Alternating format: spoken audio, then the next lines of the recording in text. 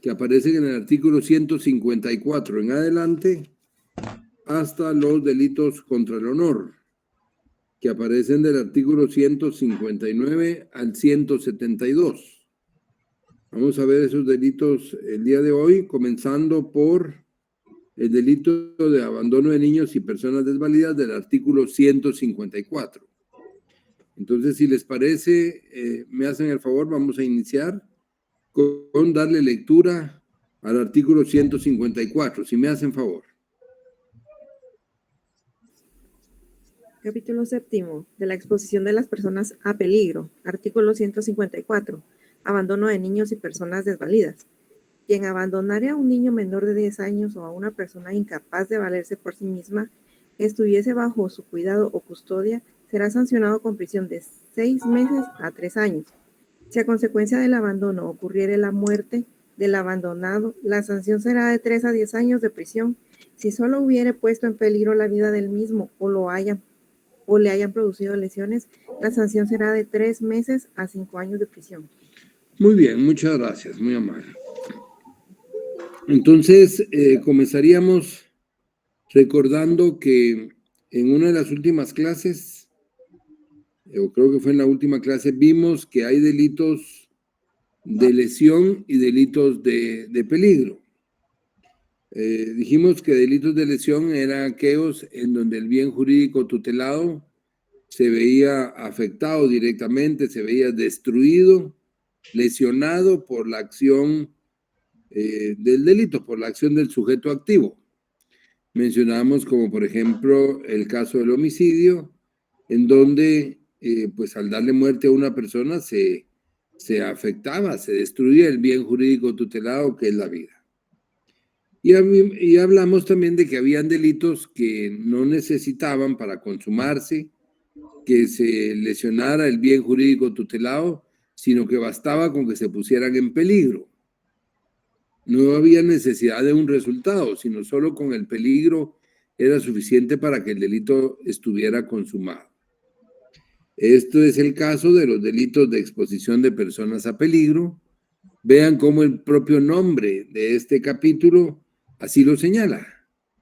No dice de la exposición de personas a lesiones o a muerte, sino a peligro.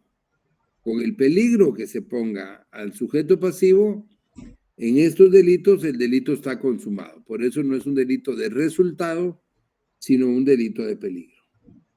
En el caso del artículo 154, se castiga a quien abandonare a un niño menor de 10 años o a una persona incapaz de valerse por sí misma o que estuviera bajo su cuidado o custodia con prisión de 6 meses a 3 años. Entonces, aquí lo que se castiga es que el sujeto activo, que de alguna manera tiene la calidad de garante porque es el responsable del cuidado de ese niño o de esa persona incapaz de valerse por sí misma, esa persona que es la responsable abandona a la persona que está bajo su cuidado. Entonces lo pone en peligro. Y la legislación nuestra lo que hace es crear el delito para esa persona que despojándose, desprendiéndose del cuidado del menor, lo abandona y lo pone en peligro. Solo con eso el delito está consumado y tiene la pena que establece la ley de 6 meses a 3 años.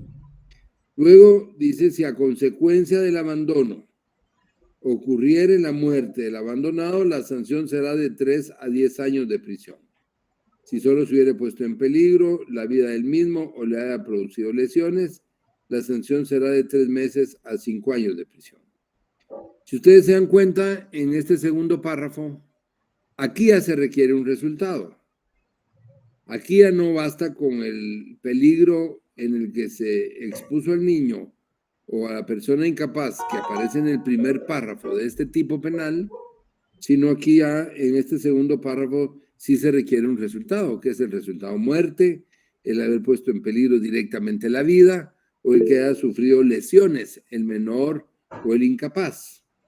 Entonces el tipo penal se integra con los dos párrafos. Un párrafo en donde solo basta con que se le ponga en peligro y un párrafo en donde ya se agrava la figura, se le asigna una pena mayor porque entonces aquí sí hay un resultado muerte.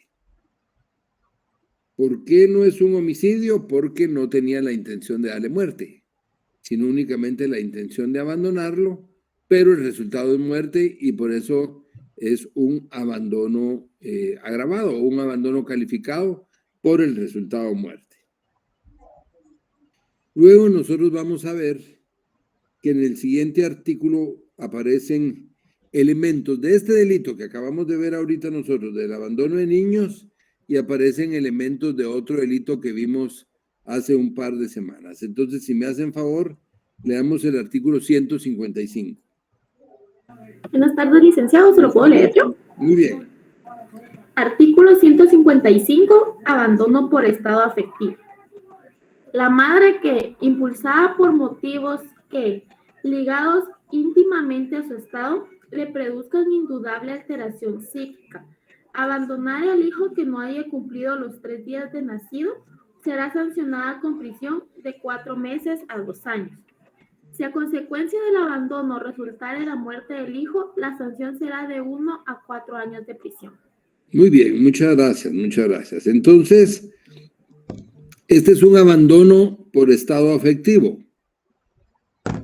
Si ustedes se dan cuenta, este delito tiene elementos similares al del artículo anterior, porque de la misma manera se abandona a un niño, se abandona a un menor de edad. Solo que este menor de edad tiene ciertas características en este delito. Pero al igual que en el abandono de niños, se abandona a un niño. Además, este artículo del abandono por estado afectivo tiene una similitud muy grande con otro tipo penal que ustedes ya saben de qué les estoy hablando, que vimos hace un par de semanas. ¿A qué delito se parece mucho este también? Infanticidio. Muy bien. Es un tipo penal que tiene elementos similares a los delitos, a los del delito de infanticidio. ¿Por qué? Porque en este caso vamos a ver que el sujeto activo es el mismo sujeto activo que en el infanticidio. En el abandono por estado afectivo, el sujeto activo es el mismo sujeto activo que en el infanticidio, o sea, la madre. El sujeto pasivo es el mismo, es decir, el hijo que no ha cumplido 3 días de nacido.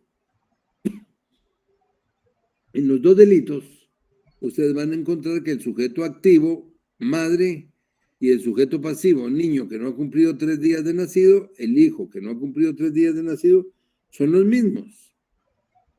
Y también van a encontrar que tanto en el infanticidio como en este abandono por estado afectivo, la madre se encuentra bajo indudable alteración psíquica. Es decir, tanto en el infanticidio como en el abandono por estado afectivo, en ambos delitos la madre actúa en contra de su niño, de su hijo que no ha cumplido 3 días de nacido, y en ambos casos la madre está sufriendo de alteraciones psíquicas. O sea, tiene problemas de carácter mental a raíz, digamos, de su embarazo, de su estado de salud, y entonces ella tiene un trastorno, tiene una alteración mental, tiene una alteración psíquica, tanto en el infanticidio como en el abandono por estado afectivo. Y en ambos casos, el resultado es muerte. En ambos casos, ustedes van a encontrar que el niño muere, que el hijo que no ha cumplido 3 días de nacido muere.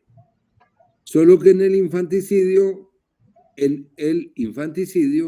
la pena es de 2 a 8 años, y en este abandono por estado afectivo, en el que muere el niño, allá era de 2 a 8 años, aquí es de 1 a 4, es decir, la mitad.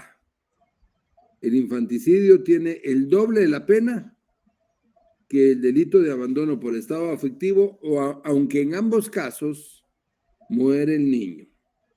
tanto en el infanticidio como en este abandono por estado afectivo, muere el niño. Solo que este abandono por estado afectivo tiene la mitad de la pena del infanticidio. Los elementos son los mismos. Ahora, ¿cuál es la diferencia? ¿Cuál es el elemento que hace diferente al infanticidio de este abandono por estado afectivo? ¿Cuál es ese elemento, jóvenes? El estado efectivo del sujeto activo. No, porque en los dos tiene alteración la madre. En los dos tiene alteración psíquica la madre. ¿El abandono, licenciado? ¿Cómo es el abandono? En los dos casos muere el niño. Y en los dos casos la madre tiene una alteración psíquica. La Entonces, intención de matar, licenciado. Explíquemelo.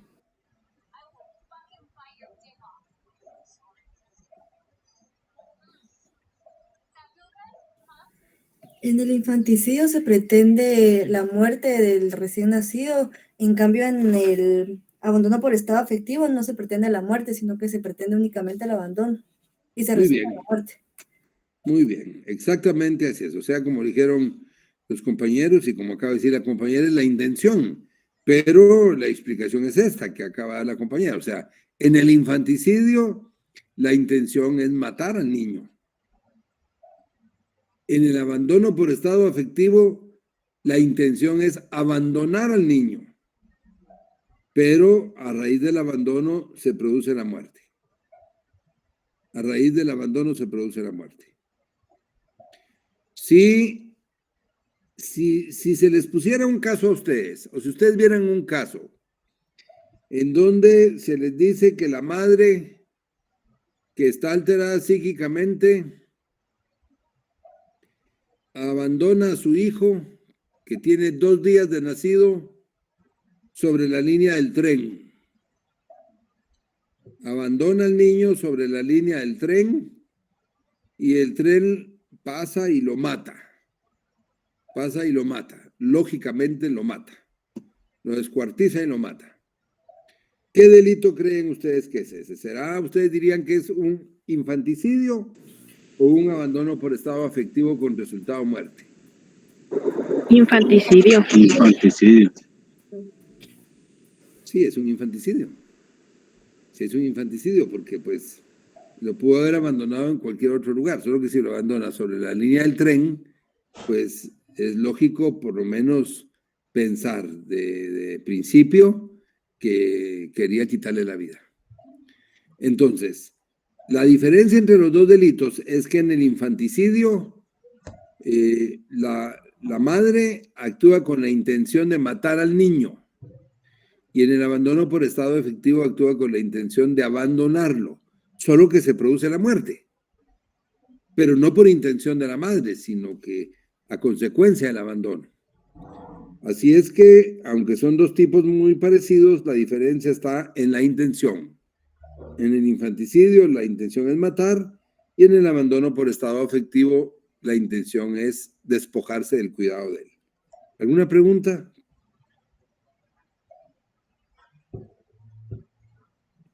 Licenciado, disculpe, dejar en peligro a la persona menor de edad o discapacitado, ¿a qué se refiere? No darle de comer o no darle las medicinas, cuestiones así. Bueno,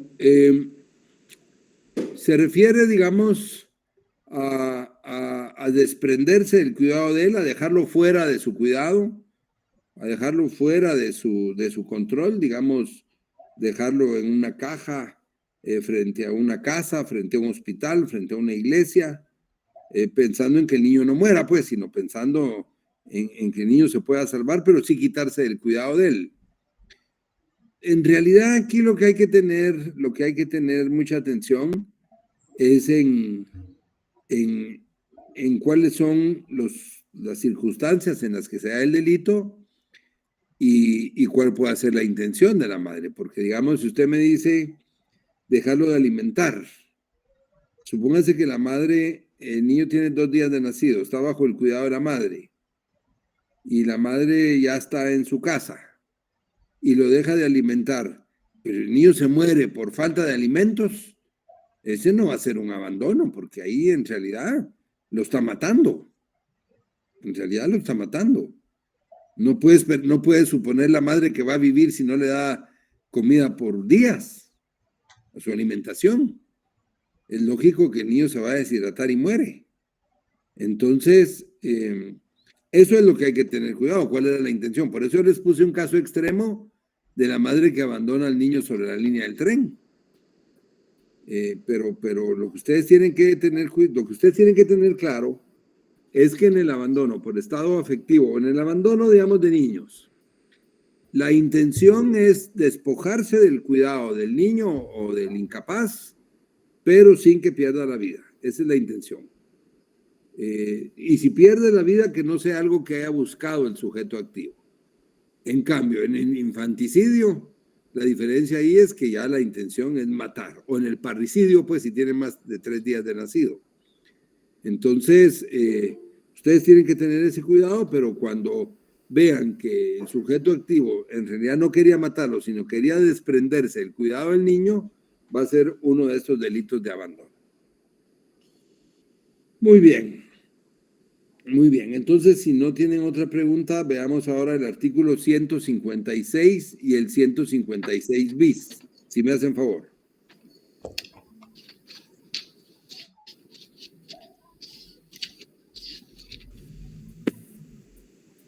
Artículo 156, omisión de auxilio. Quien encontrando perdido o desamparado a un menor de 10 años, a una persona herida, inválida o amenazada de inminente peligro, omitiere prestarle auxilio necesario, según las circunstancias. Cuando pudiera hacerlo sin riesgo personal, será sancionado con una multa de 25 a 200 quetzales. Artículo 156 bis. Empleo de personas menores de edad en actividades laborales lesivas a su integridad y dignidad. Quien empleara a personas menores de edad en actividades laborales lesivas y peligrosas para que menoscaben su salud, su seguridad, integridad y dignidad, serán sancionados con prisión de 2 a 4 años y multa de 20,000 a 100,000 quetzales. Muy bien, muchas gracias, muchas gracias. Entonces, aquí en el artículo 156, nosotros encontramos un delito de omisión. Recuérdense que, bueno, casi todos los delitos son de acción o comisión. Son de hacer algo, que la ley prevé o supone que no se deba hacer. Pero hay ciertos casos en donde hay delitos de omisión, en donde, por el contrario, el delito consiste en no hacer lo que se tenía que hacer. Este es el caso de la omisión de auxilio. Por eso, quien encuentre perdido o desamparado a un menor de 10 años, a una persona herida, inválida o amenazada, y no le presta auxilio, comete el delito de omisión de auxilio. Esto radica en una solidaridad que debiera existir entre todos, aunque si ustedes se dan cuenta la pena es bajísima, como que la solidaridad no fuera algo con mucho valor según esta legislación, pero en todo caso sí es un delito que es no prestar auxilio, siempre que pueda hacerlo sin riesgo personal, porque ya vimos aquellos casos en donde, por ejemplo, una persona no puede auxiliar a otro que se está ahogando porque esta persona que esperaríamos de prestar auxilio tampoco puede nadar, tampoco sabe nadar ni tiene ningún instrumento como para poder tratar de auxiliar, por ejemplo, a ese niño que se está ahogando.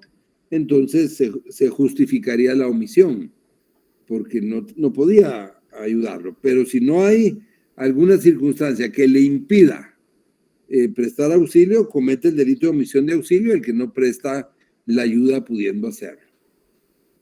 Y luego el delito de empleo de personas menores de edad en actividades laborales lesivas a su integridad y dignidad tiene que ver con todos aquellos trabajos, aquellas actividades de carácter laboral en donde vemos que se contratan a niños en actividades peligrosas, fabricación de cohetes o cualquier otro tipo de negocio o de actividad laboral no apropiada para un menor, puesto que en todo caso se está poniendo en peligro su salud y su vida por el riesgo que ese trabajo significa. Entonces, estos son 2 delitos que aparecen dentro de las exposiciones de personas a peligro, porque se exponen al peligro. En el caso del menor de edad que se le emplea, se le está exponiendo un peligro, y aparece por eso dentro de este capítulo de exposición de personas a peligro. Muy bien, luego yo les quiero pedir que ustedes me hagan favor de estudiar el artículo 157 y 158. El artículo 157 y 158, que son los delitos contra la seguridad del tránsito, que me hagan favor ustedes de estudiarlos, y vamos nosotros a ver ahora los delitos contra el honor, que aparecen en el artículo 159, los delitos contra el honor. Quiero empezar con decirles que, digamos, el honor es un bien jurídico tutelado diferente a los que hemos visto anteriormente, porque es un bien jurídico tutelado que no se puede apreciar con los sentidos, a diferencia de como podría ser el patrimonio, que sí lo vemos con los sentidos, se puede palpar, se puede tocar. Lo mismo un documento falso, en un delito de falsificación, ustedes pueden tocar el documento falso, pueden hacer expertaje sobre ese documento falso, las lesiones, todos esos delitos son delitos en donde el bien jurídico tutelado es tangible, es susceptible de apreciar y de percibir por los sentidos. En cambio, el honor no. El honor es un bien intangible, es un derecho subjetivo, no lo vemos, no lo podemos tocar, pero existe como un atributo del ser humano. La dignidad es un derecho del ser humano, es un derecho inherente al ser humano. Y yo les decía en la otra clase que estos delitos contra el honor son complejos por las mismas características del bien jurídico tutelado.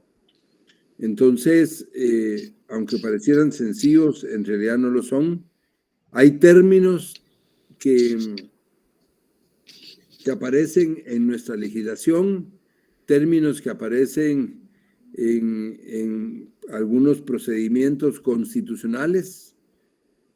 Por ejemplo, el término de ser de reconocida honorabilidad que recoge la Constitución política para ciertos cargos en la función pública, igual la ley del servicio civil y otras leyes ordinarias, que dicen que para ocupar ciertos cargos, muchos cargos de mayor relevancia, se debe ser de reconocida honorabilidad. Y yo les decía en la otra clase que, por ejemplo, eso que les estoy diciendo ahorita, ese requisito que señala la Constitución política y las leyes ordinarias para ciertos funcionarios, ser de reconocida honorabilidad, uno lo puede decir y lo puede leer así muy rápidamente. Ustedes leen y dicen, requisito ser de reconocida honorabilidad, y siguen leyendo.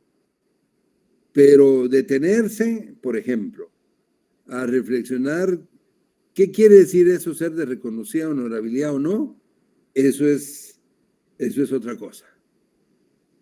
Por ejemplo, si yo les preguntara a ustedes, ¿qué creen que es ser de reconocida honorabilidad? ¿Qué me dirían? ¿Qué me dirían, jóvenes?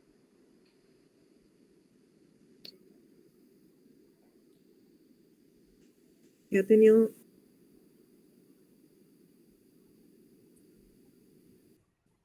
¿Algún sacerdote? que ha tenido una carrera digna, de prestigio. Podría ser también que la gente tenga confianza en la persona o en uno como persona a través de los actos de honor que uno puede representar, como la responsabilidad, la justicia y la honradez. Podría ser también. Muy bien, muy bien. ¿Alguien más? ¿Alguien tiene ciencia de antecedentes? penales, policíacos.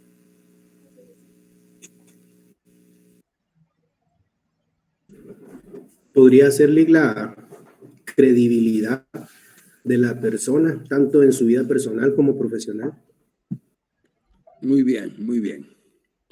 Pues miren, muy interesante lo que ustedes dicen. Diría que tienen razón en lo que ustedes dicen.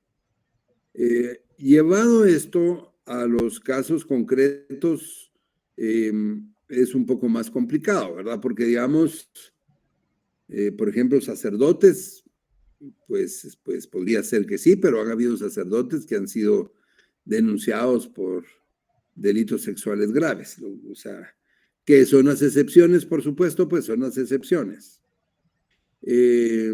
Luego, veamos que su vida privada y pública hayan sido correcto.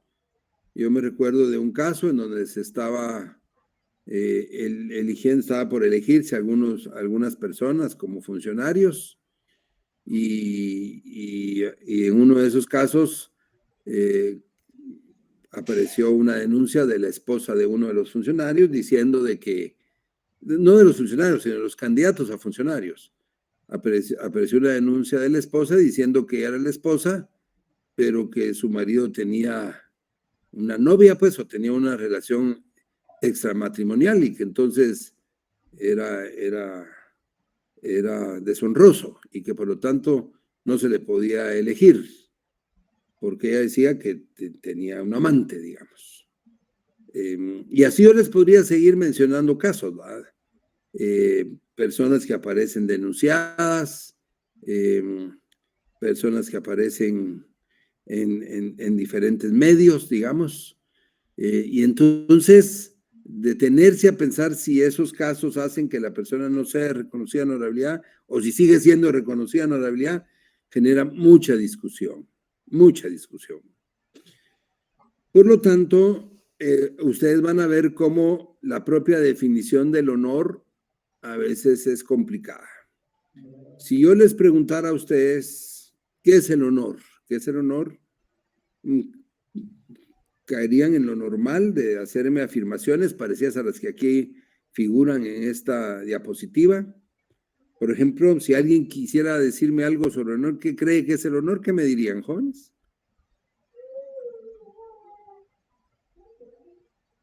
Los valores que uno sostiene.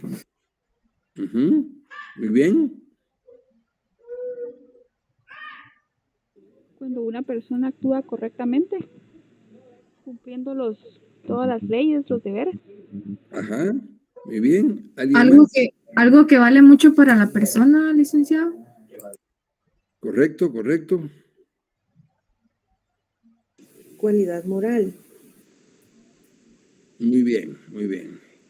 Pero si se dan cuenta, digamos, que yo creo que ustedes tienen razón en lo que dicen, pero si se dan cuenta, todavía, digamos, nos quedamos en aspectos éticos que son muy subjetivos.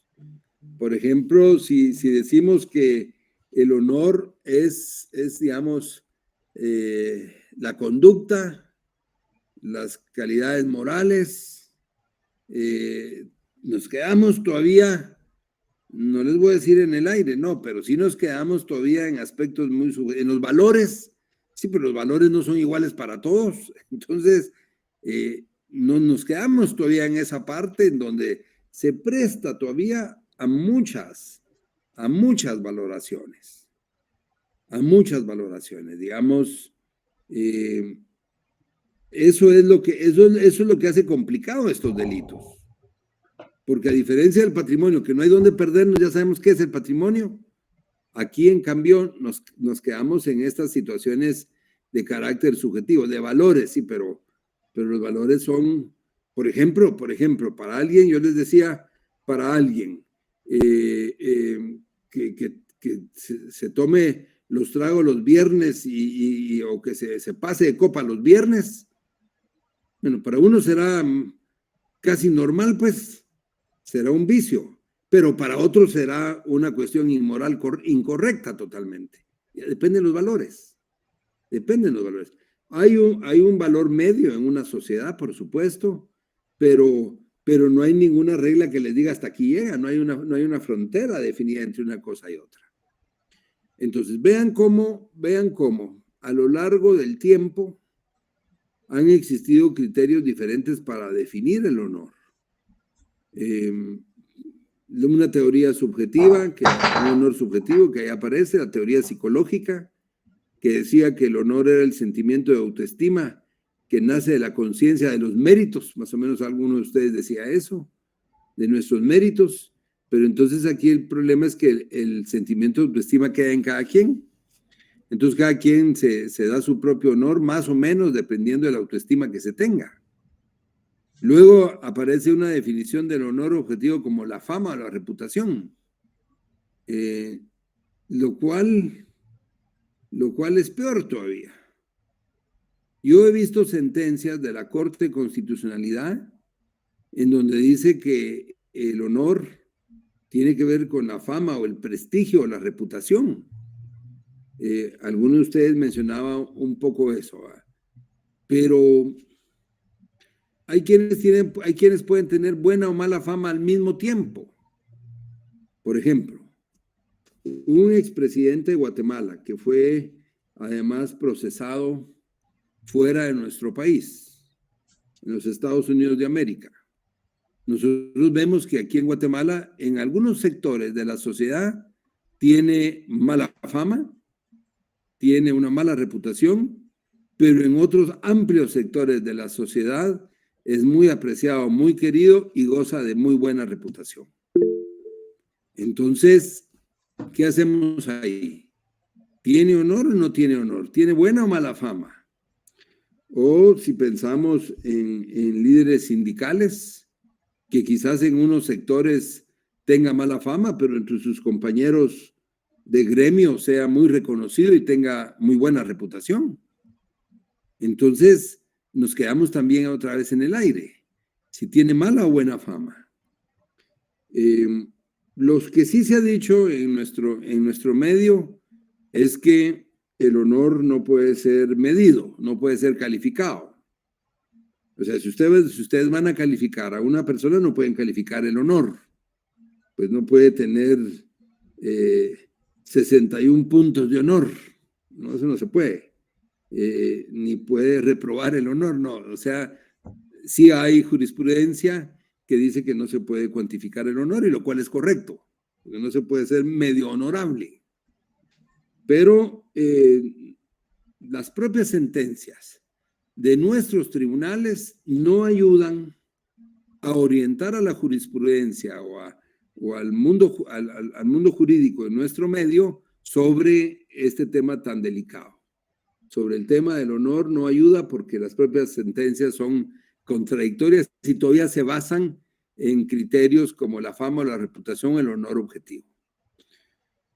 Para superar esto, desde hace también bastantes años, también la doctrina alemana, la teoría psicológica es una teoría alemana, la teoría normativa es una teoría alemana. Para esta teoría normativa, el honor es el derecho que toda persona tiene a ser respetada. O sea, eso es lo que prevalece hoy en día. Si ustedes me dicen a mí qué es el honor, yo les diría, como dice esta doctrina, que el honor es el derecho que tienen las personas a ser respetadas y que es el mismo honor, la misma dignidad para todo ser humano, desde que nace hasta que muere. No importa si es el más rico o el más pobre. Todos tienen el mismo honor, la misma dignidad. No puede tener uno más dignidad que otro por su condición económica, sino que por ser humanos, por ser seres humanos, tenemos todos la misma dignidad, el mismo honor, que es el derecho a que se nos respete por ser seres humanos, ¿verdad? Sobre esa base es que se crean los delitos contra el honor y aparecen los delitos contra el honor en nuestra legislación, y que en el caso de Guatemala pues aparecen los delitos básicamente de calumnia, injuria y difamación. Entonces, ¿alguna pregunta antes de ver estos delitos en particular, jóvenes?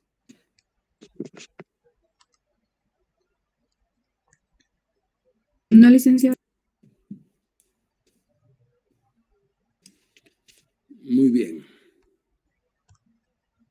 bien, entonces vamos a ver en primer lugar el delito de calumnia que aparece en el artículo 159. Si me hacen favor de leerlo, el artículo 159. ¿Se lo puedo leer, licenciado? Artículo 159, calumnia. Es calumnia la falsa imputación de un delito de los que dan lugar a procedimiento de oficio. El responsable de calumnia será sancionado con prisión de 4 meses a 2 años y una multa de 250 a 1,000 quetzales. Muy bien. Entonces, muchas gracias. El delito de calumnia es la falsa imputación de un delito de los que da lugar a procedimiento de oficio. En primer lugar, vamos a afirmar entonces que la calumnia es una imputación falsa. ¿Qué quiere decir una imputación falsa? Que es un señalamiento falso hacia otra persona. ¿En qué consiste esa imputación? Pues consiste en imputar un delito de los que dan lugar a procedimiento de oficio. Hay delitos que se persiguen de oficio y hay delitos de acción privada. Los delitos de acción privada son aquellos que necesitan la acusación de la parte agraviada, de la parte ofendida. Por ejemplo, todos estos delitos contra el honor son delitos de acción privada. Eso significa que el funcionario público no puede investigar esos delitos si no es la persona afectada, el agraviado, el que pide que se investiguen, el que los denuncia, el que se querella. Si no es la parte agraviada la que pide que se inicie el proceso, el funcionario no lo puede iniciar. Son, por ejemplo, estos delitos contra el honor. A diferencia de un asesinato. Un asesinato no es necesario que lleguen los familiares a pedirle al funcionario, al Ministerio Público que los investigue, porque son delitos de los que dan lugar a procedimiento de oficio. Son delitos de acción pública. Entonces, la calumnia es una imputación falsa de un delito de los que da lugar a procedimiento de oficio. El delito es intencional, debe haber voluntad delictuosa, que es la conciencia del sujeto activo de imputar falsamente la comisión de un delito. Es decir, el que hace esa imputación tiene que estar consciente de que está mintiendo. Tiene que estar consciente de que está imputándole falsamente a otra persona la comisión de un delito. Si X dice, yo afirmo que el que se entró a robar las joyas a la casa tal fue Juan Pérez. Él fue el que entró a robar las joyas y lo hizo tal día. Y eso no es cierto y él está consciente de que eso no es cierto, lo está calumniando. Esa es una calumnia. Entonces, a veces uno dice, me está calumniando porque alguien dice una cosa que no es cierta. Sí, pero no cualquier cosa que no sea cierta es calumnia, sino debe ser un señalamiento de un delito que es falso, el señalamiento, eso sí es calumnia. Eso sí es calumnia. Entonces, ese es el primer delito que aparece contra el honor. ¿Les queda claro en qué consiste la calumnia, jóvenes? Vaya, entonces, ahora, en la doctrina y en la legislación nuestra y en la mayor parte de legislaciones aparece la excepción de verdad, que yo les anoté ahí, miren, excepción de verdad, exceptio veritatis, del artículo 160, que se llama veracidad en la imputación en nuestro código. Leamos el artículo 160, si me hacen favor. Artículo 160, veracidad de la imputación. En el caso del artículo anterior, el acusado de calumnia quedará exento de toda responsabilidad penal, probando la veracidad de la imputación. Muy bien, muchas gracias. Entonces, el el acusado, vamos a ver, permítame. En el caso del artículo anterior, el acusado de calumnia queda sin responsabilidad penal, probando la veracidad de la imputación. Creo que eso está bastante claro en qué consiste, pues, pero al final esa excepción de verdad es la que interpone al que se le acusa de calumnia. Ese señor que dijo, Juan fue el que entró a robar las joyas, y a ese señor lo acusan de calumnia, él puede decir en el juzgado, él puede decir, no, momento, yo voy a probar que lo que yo dije es cierto, porque Juan llegó a ofrecerle las joyas a mis hermanos y él les llevó las joyas, ellos las vieron, y yo los presento a ellos como testigos. Entonces, él está tratando de probar que lo que imputó no era falso, sino era real, por lo menos fue lo que él se imaginó con lo que él supo. Entonces, esa es la que se llama excepción de verdad. Y se llama excepción de verdad o exceptio veritatis porque al Estado le interesa esa verdad. Pues si al final fue Juan el que se metió a robar las joyas, pues al Estado le interesa.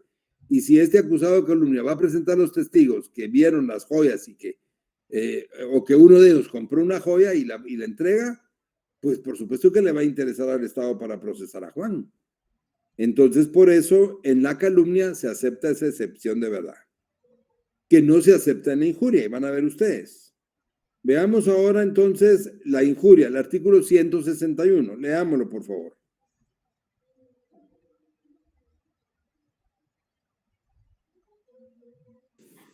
Artículo 161. Injuria. Es injuria toda expresión o acción ejecutada en deshonra, descrédito, menosprecio de otra persona. Sigamos. El responsable de injuria será sancionado con prisión de 2 meses a 1 año. Muy bien, gracias. Entonces, injuria es toda expresión o acción ejecutada en deshonra, descrédito, menosprecio de otra persona. Recuérdense que yo les dije una bofetada, escupirle la cara a una persona, todas esas son acciones que menosprecian o no menosprecian a una persona. Sí. Sí, los menosprecian. Escupirle la cara a otra persona, claro que lo deshonra, pues lo menosprecia. Esa es una injuria. Por eso el artículo, si ustedes ven el 167, dice, se comete el delito, 167, se comete el delito de injuria, calumnia, injuria o difamación, no solo manifiestamente, sino también por alegorías, dibujos, caricaturas, fotografías, emblemas, alusiones o cualquier otro medio similar a los anteriores. Entonces, cualquier acción que sea para menospreciar a otro, una caricatura, cualquier acción para menospreciar a otro va a ser una injuria. Entonces, aquí ustedes ya ven la calumnia, que es la imputación falsa de un delito, y la injuria, que es cualquier acción que menosprecia a otro. Eso sería injuria. Por ejemplo, si alguien dice, mire, el fulano es un ladrón, o el fulano es un narcotraficante, ¿eso es calumnia o injuria? Calumnia. Injuria. Injuria, licenciado, porque le está dando una deshonra a su persona, a la persona a la otra. ¿Y qué contestarían los que dijeron calumnia?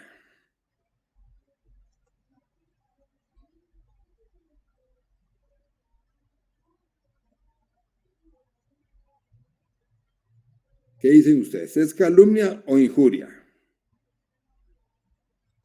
Fíjense lo que se lo voy a repetir. La persona dice, mire, fulanito es un ladrón o fulanito es un narcotraficante. Es una calumnia. Si es calumnia.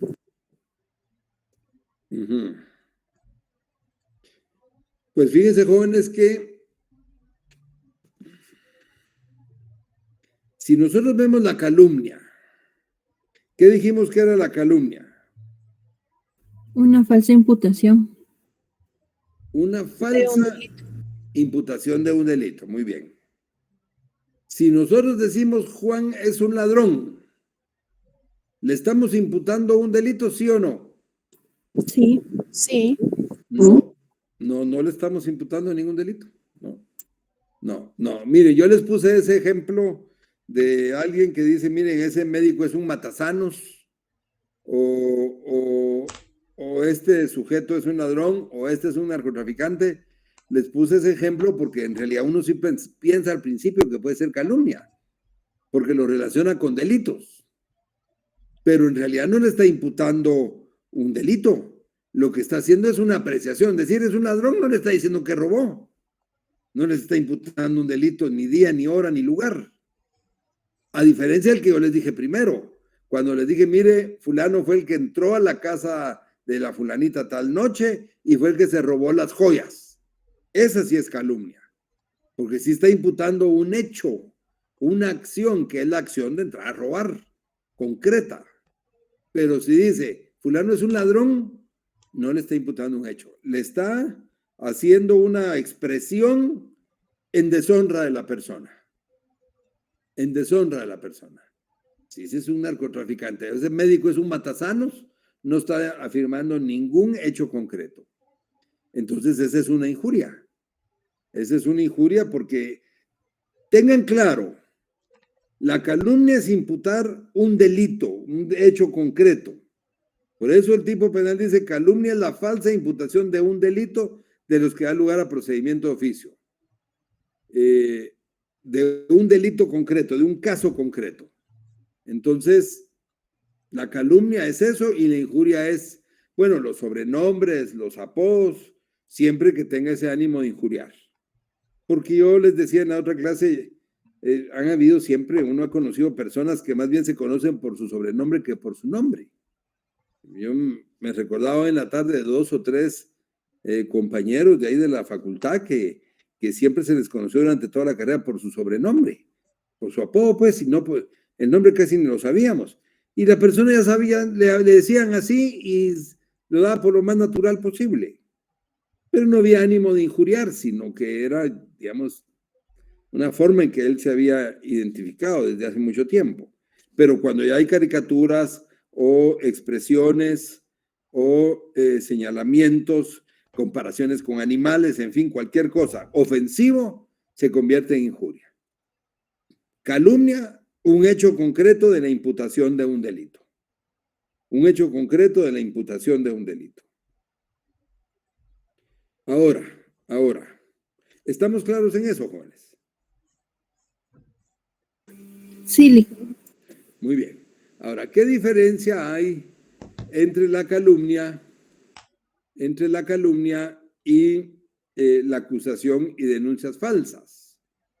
Si regresamos a la anterior diapositiva, veamos entonces cuál es la diferencia entre calumnia y la acusación de denuncias falsas del artículo 453. Veamos el 453, por favor.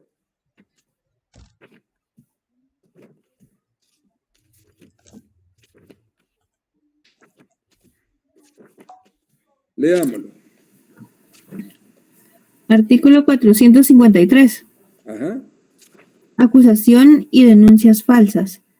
Quien imputare falsamente a alguna persona hechos que, si fueran ciertos, constituirán delito de los que dan lugar a procedimiento de oficio, si esta imputación se hiciere ante funcionarios administrativo o judicial que por razón de su cargo debiera proceder a correspondiente averiguación, será sancionado con prisión de 1 a 6 años.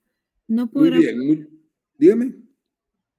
No podrá procederse contra el denunciante o acusador, sino cuando el sobreseimiento o sentencia absolutoria respectivos se haya declarado calumniosa la acción o denuncia. Muy bien, muchas gracias, muchas gracias. Entonces, vean lo que yo les explicaba hace un momento, aquí en el 453. Dice, quien imputare falsamente a alguna persona hechos, miren, hechos, ¿ven? Hechos, que si fueran ciertos constituirían delito de los que dan lugar a procedimiento de oficio, entonces no es solo decirme, mire, es un ladrón. Si alguien llega a la policía y le dice a la policía, mire, fíjese que el fulanito es un ladrón, ni caso le van a hacer. Porque lo que le van a preguntar es, ¿ladrón de qué? Entonces, si le dice, es que fíjese que él fue el que entró a hacer eso, entonces eso, si no es cierto, es calumnia. O en este caso, acusación y denuncia falsa. Pero solo la apreciación de ladrón o cualquier circunstancia así, si no son hechos concretos, son injurias. Ahora, ¿cuál es la diferencia entre acusación y denuncias falsas? Tienen la pena mucho más alta la acusación y denuncias falsas del 453 que la calumnia. Y en los dos casos se imputan falsamente hechos que de ser ciertos serían delito de los que dan lugar a procedimiento de oficio en ambos casos. Pero ¿por qué la pena es más alta en el delito de acusación y denuncias falsas? ¿Por qué, jóvenes? Porque se da una acusación y una denuncia falsa. Sí, pero no es suficiente lo que usted me dice. Digamos, ¿por qué en la acusación y denuncia falsa la pena es mucho más alta que solo en la calumnia? ¿Podría ser un proceso, licenciado? Una es cierta y la otra no. No, ninguna de las dos son ciertas, las dos son falsas. Es que si fuera cierto no sería delito. Porque se hace ante ante funcionarios administrativos, Nick. Ahí sí. Eso sí. Gracias. Eso sí. Porque en la acusación y denuncias falsas, la imputación se hace ante funcionario administrativo o judicial que por su cargo deban proceder de oficio. ¿Entienden? Entonces, la calumnia se hace ante cualquier persona particular. Hacer una imputación falsa sobre otro, eso es calumnia. Pero si se va a la policía o al Ministerio Público a hacerle una imputación falsa a otro, eso es acusación y denuncias falsas. Es más delicado, pues, mucho más delicado, porque se está yendo ante la autoridad. Y si eso es falso, entonces no comete el delito de calumnia, sino comete el delito de acusación y denuncias falsas con pena más alta. ¿Cuál es la diferencia? Que la acusación y las denuncias falsas se hace ante funcionarios que deban proceder de oficio a la investigación de lo que se les está señalando. Muy bien, entonces, esa es la calumnia, que son imputaciones falsas, y la injuria es cualquier otro tipo de acción, hechos, acciones, una bofetada, o bien dibujos, o bien expresiones que menosprecien a otra persona, faltarle el respeto a otra persona. Eso va a consistir en injuria. Entonces, ya vimos lo que es calumnia, ya vimos lo que es injuria, ahora veamos lo que es la difamación. Artículo 164. Leamos la difamación.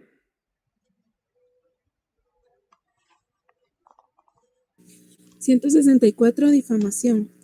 Hay delito de difamación cuando las imputaciones constitutivas de calumnia o injuria se hicieren en forma o por medios de divulgación que puedan provocar odio o descrédito o que menoscaben el honor, la dignidad o el decoro del ofendido ante la sociedad.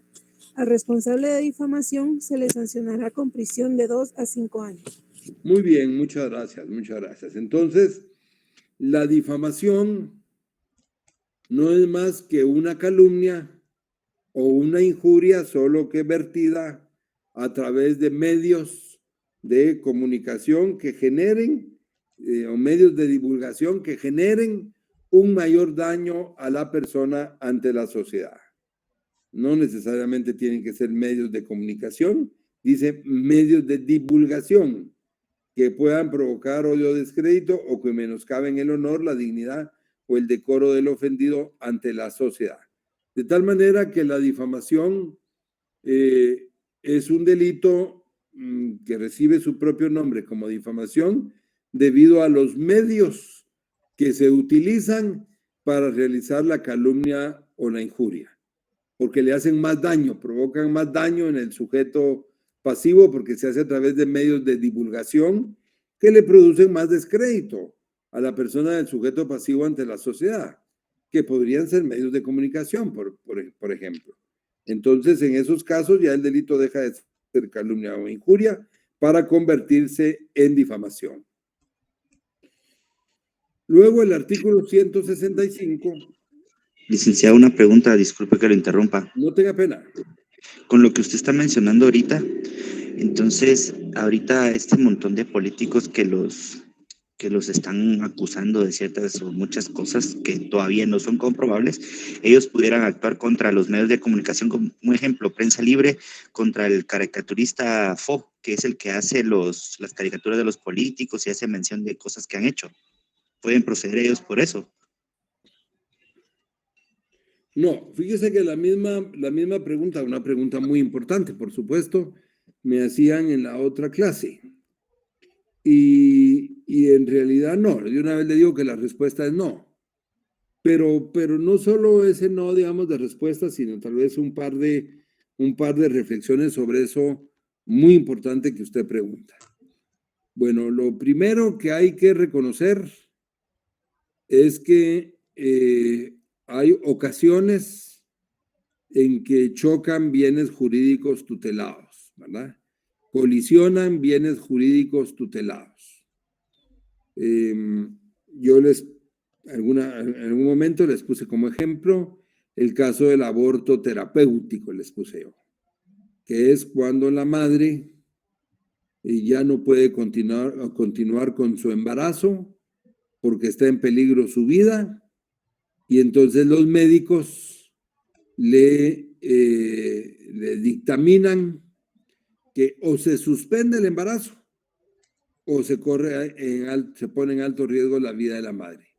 Bueno, pues suspender el embarazo es abortar, pues, es darle muerte al feto, darle muerte al producto de la concepción. Entonces les dije que ese es un aborto terapéutico que acepta nuestra legislación y que entonces hay una colisión, un choque entre dos bienes. En ese caso, la vida del feto y la vida de la madre.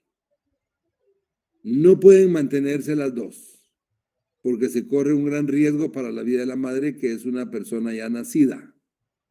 Y entonces, aunque es decisión de la madre, porque no se le puede obligar, aunque es decisión de ella, la ley acepta que se practique un aborto.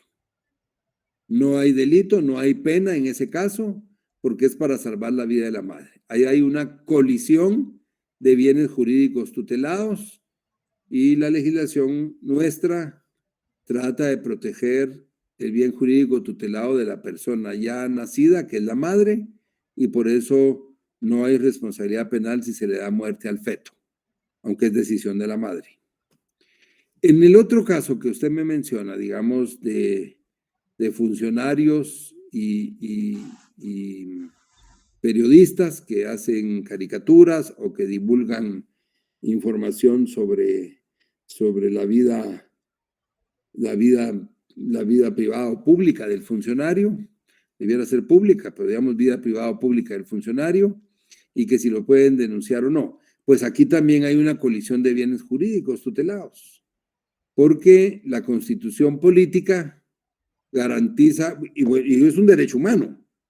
También la Corte Interamericana, digamos, la Corte Interamericana de Derechos Humanos ha resuelto eso, pero también la Convención Americana de Derechos Humanos, el Pacto de San José, regula como un derecho humano, y nuestra propia Constitución política, la libre emisión del pensamiento. Entonces, ustedes van a encontrar que en la Constitución política y en el Tratado de Derechos Humanos van a encontrar que es un derecho humano la libertad de expresión y es un derecho humano la dignidad de las personas. Entonces se encuentran dos derechos humanos al mismo nivel, con el mismo rango. Y quienes más practican esa libre expresión y más comunican, pues precisamente son los comunicadores. quienes ejercen la profesión del periodismo.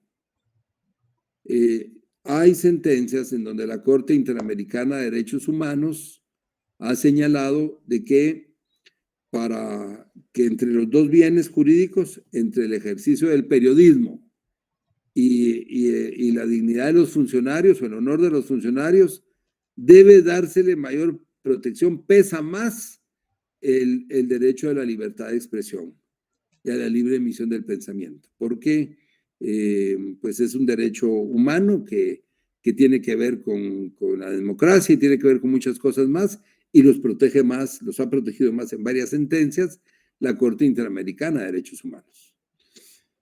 En Guatemala existe lo que se llama un jurado de imprenta, que es a donde se puede denunciar cuando la información no es cierta, la información es falsa. Recuerden las noticias falsas, donde